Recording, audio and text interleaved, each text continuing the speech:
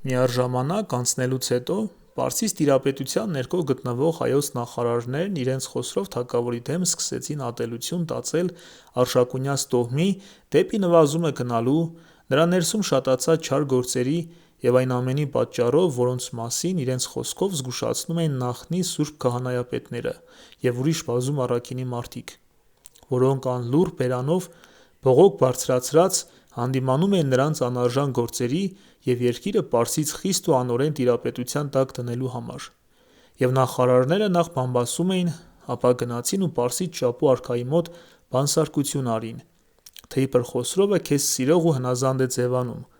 սակայն քո նկատմամբ ցույց տված այս բարեկամությունը սուտ է ու կեղծ, քանի որ նրա գաղտնի ուխտն ու խորհուրդը հունած թագավորի հետ է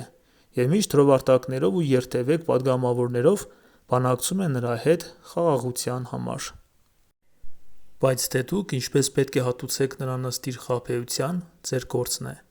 Եվ բանսարկուները կարծում էին, թե իրենց անմիտ խորհրդով պիտի կորցնեին նրան, պատճառ դառնալով իրենց անձերի ու հայոց աշխարհի մի բարի վիճակի, և չգիտեին, թե ինչպես իրենց մեղքերի համար տակավին մաշվելու և չար ծառայության էին մատնվելու Աստծուց: Իսկ Պարսից շապու արքան խնդությամբ, ախորժալուր ունկնդրությամբ լսելով, հրաման տվեց շտապ հրովարտակով Խոսրովին կանչել իր դուռը: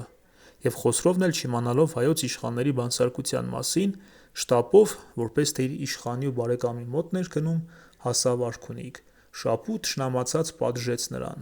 Նաև, գուցե թե թագավորությունից հեշտությամբ հեռացնելու համար, նրան դեմ հանդիման չկանգնեցրեց էլ չարախոսների առաջ,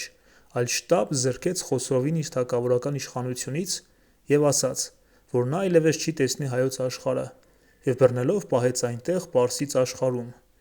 Իսկ երբ Խոսրովն արդեն հեռացված էր թագավորությունից,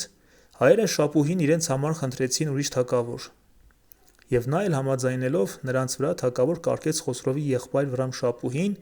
Արշակունյաց տոհմից և Վրամշապուհին թագավոր դարձնելով ուղարկեց Հայաստան: